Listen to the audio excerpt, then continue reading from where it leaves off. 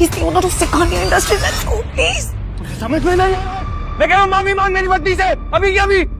वरना कहीं ऐसा ना हो तो इस दिन के लिए पूरी जिंदगी बचता है। अभिनव की बात सुनकर वो अमीर आदमी गुस्से से तिलमिला उठा। पूरा रेस्टोरेंट उसे देख रहा था। मैं इस शहर का सबसे बड़ा हीरा व्यापारी हूँ। अमीर से अमीर लोग, मंत्री, संतरी, सब मेरे पॉकेट में रहते हैं। मैं चाहूँ ना चुटकी में तुम्हारा नामो निशान मिटा सकता हूँ। पर अगर मैंने चुटकी बजाते ही तेरे पूरे बिजनेस का नामो निशान गायब कर दिया तो? जब तक वो आदमी अभिनव की बात समझ पाता, अभिनव ने अपना फोन निकाला और किसी को एक मैसेज भेजा। अगले ही पल उस अमीर आदमी को एक कॉल आया और उसके पैरों तले जमीन खिसक गई। What? ये सब कैसे हो सकता है पापा?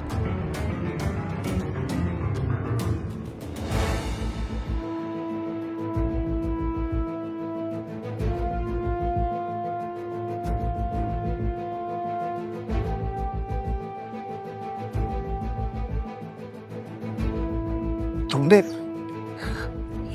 ये सब कैसे किया? आखिर तुम हो कौन?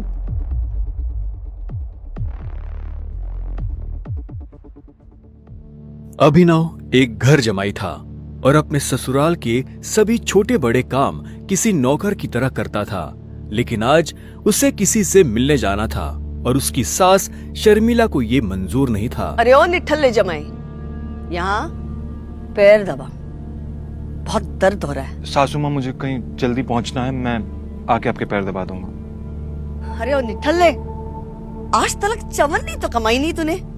मेरे बेटी के फेंके हुए टुकड़ों पे पल रहा है तू, और तुझे किसी को मिलने जाना है। तभी अभिनव की पत्नी अनन्या वहाँ आती है। क्या हो रहा है ये सब? हाँ, ये शोर शराबा क्या हो गया सवेरे सवेरे? शोर मैंने नहीं, तेरे निखट्टू पति ने मचाया हुआ है, जिसे तेरे सठिया हुआ दादा ने जबरदस्ती तेरे पल्लू में बांध के रखा हुआ है। मेरा बस चले ना तो अभी के अभी इसे लात मार के घर से बाहर निकाल दो। अभिनव, तुम्हें जहाँ जाना है चले जाना, प्लीज पहले मम्मी का काम करके जाओ। नहीं अनन्या, मैं अभी नहीं रुक सकता हूँ, मुझे अभी जाना होगा। सॉरी।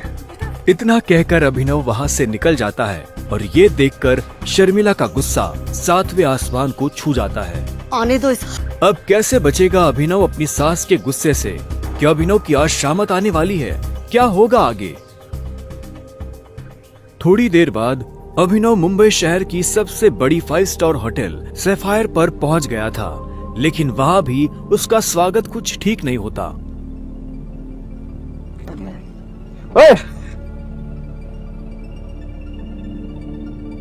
ओ गरीब, जेब में चवन्नी नहीं है, इस होटल में क्या खाना खाने आया है?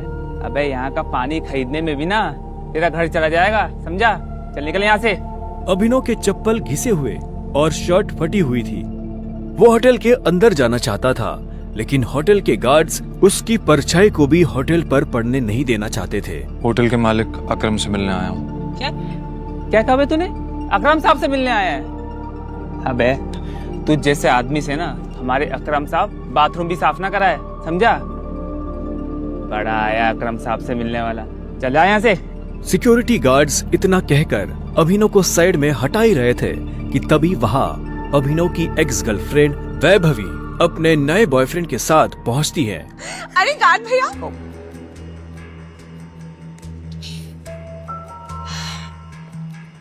इन गरीबों को ऐसे नहीं भगाते भैया। बेचारे ने कितने दिन से कुछ नहीं खाया होगा।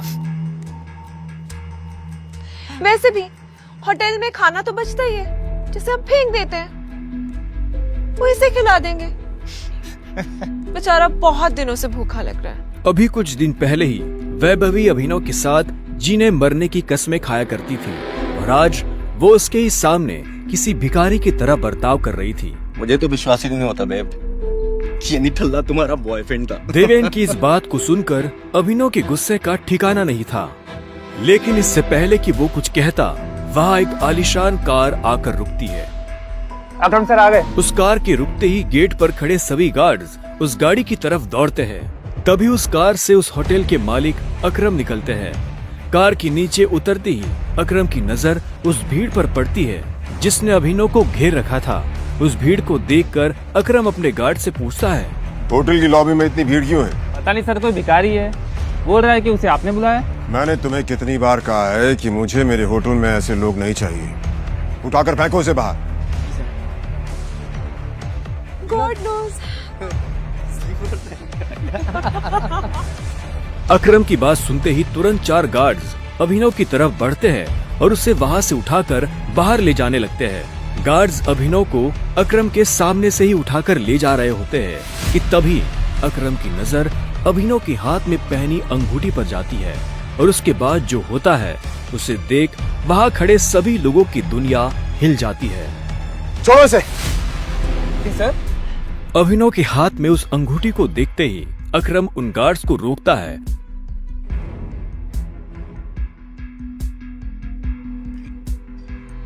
टाइगर।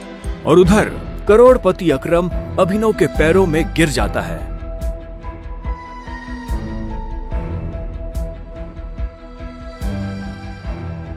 मैंने तुम्हें पहचाना नहीं, मुझे माफ कर दो टाइगर। आखिर क्यों शहर का सबसे बड़ा बिजनेसमैन गिर गया अभिनव के पैरों में? आखिर उस अंगूठी का क्या राज था? क्या वो राज सबके सामने आ पाएगा?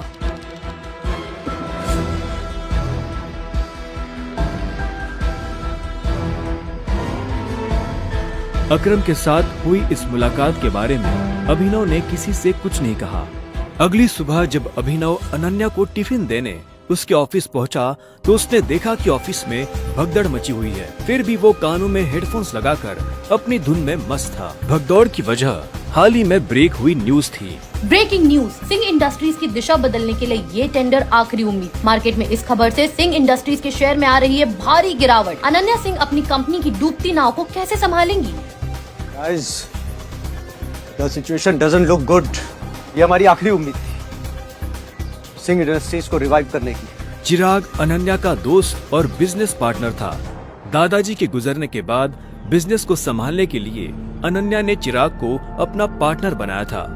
वैसे तो उसे अनन्या का लाइफ पार्टनर बनना था, लेकिन अनन्या के दादाजी ने मरने से पहले जबरदस्ती अनन्या की शादी एक गरीब डिलीवरी बॉय अभिनव से करा दी थी।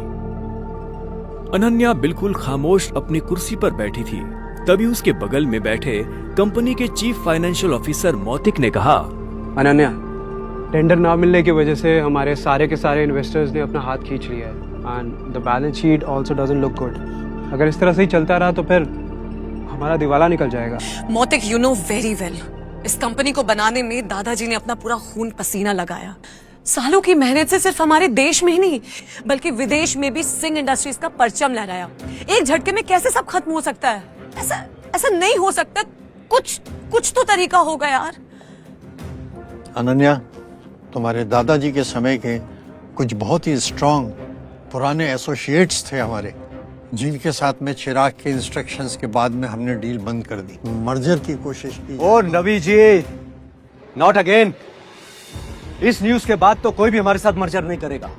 That's not an option. Mautik, let's see your plan. Desai उर्फ रविकांत अनन्या के दादाजी के पुराने वफादार थे और उन्होंने अनन्या के दादाजी के साथ मिलकर सिंह इंडस्ट्रीज को दुनिया भर में फैलाया था। लेकिन आज वो सिर्फ नाम के कंपनी के एडवाइजर थे। Good morning Mrs Lobo, such a bright beautiful Monday. आप कैसी हैं?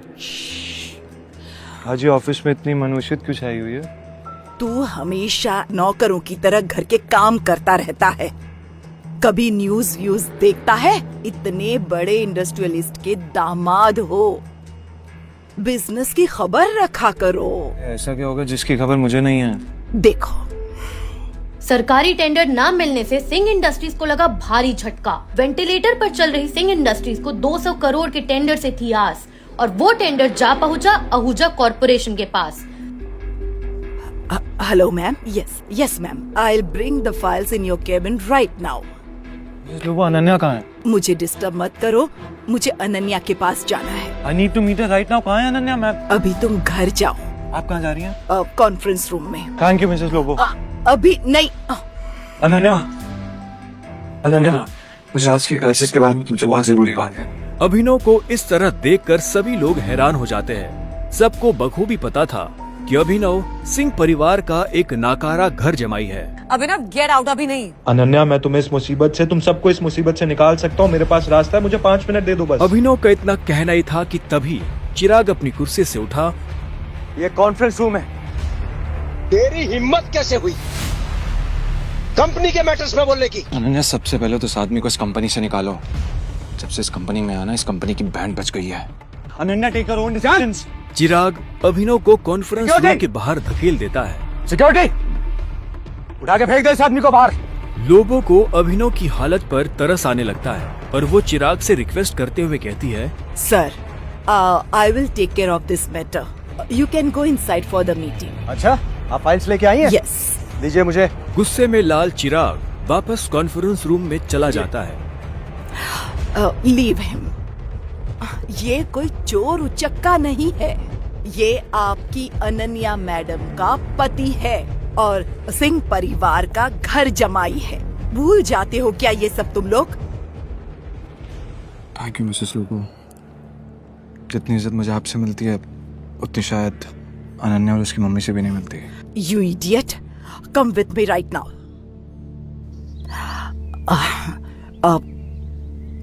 तुम नीचे बड़बड़ा रहे थे कि तुम कंपनी को क्राइसिस से बाहर निकाल सकते हो। कैसे? कैसे तो अभी मुझे नहीं पता मिसेस लोगो, लेकिन मुझे कुछ भी मदद करने के लिए पहले कुछ इन्फॉर्मेशन चाहिए होगी, उसके बिना मैं हेल्पलेस। कैसी इन्फॉर्मेशन? मुझे इस कंपनी के इन्वेस्टर्स की डिटेल्स चाहिए, शेयर होल्डर्स की लिस्ट चाहिए और बैलेंस शीट देखनी है। उसके बिना मैं कुछ भी नहीं कर पाऊंगा। अभी तुमने देखा ना क्या हुआ, और इतना सब होने के बाद कंपनी का कोई भी एम्प्लॉय तेरी मदद नहीं करेगा तो कैसे होगा? एक आदमी है जो तुम्हारी मदद कर सकता है। कौन? रविकांत देसाई सर। वो अनन्या के ग्रैंडफादर के बहुत क्लोज थे। वो तो ठीक है, लेकिन आजकल चिराग ने सबको साइड वेस्ट कर दिया है ना। लेकिन एक बात बताती हूँ, Ravikant Desai is a chain smoker. हर घंटे आएंगे सिगरेट पीने के लिए। तुम यहाँ उसका वेट करना, उसके साथ कोशिश करना बात करने की, उसको कन्विंस करने की पूरी कोशिश करना। I am sure you can do it. Okay, अब मुझे जाना होगा। All the best.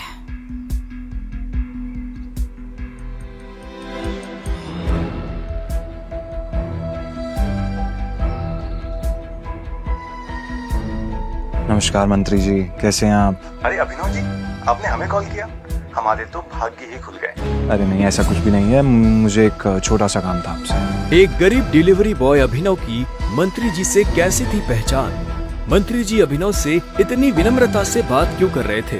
फोन पर अभिनव मंत्री जी को कुछ समझा रहा था, तभी रविकांत देसाई और रविकांत वहाँ आ गए। हाँ, तो फॉरेन डिटेल्स पता कीजिए मंत्री जी और मुझे कॉल बैक कीजिए। अभी मैं रखता हूँ जी।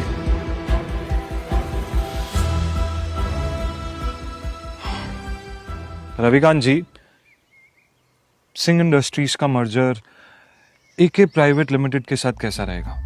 एके प्राइवेट लिमिटेड, वो तो हमारे बहुत ही पुराने एसोसिएट्स थे।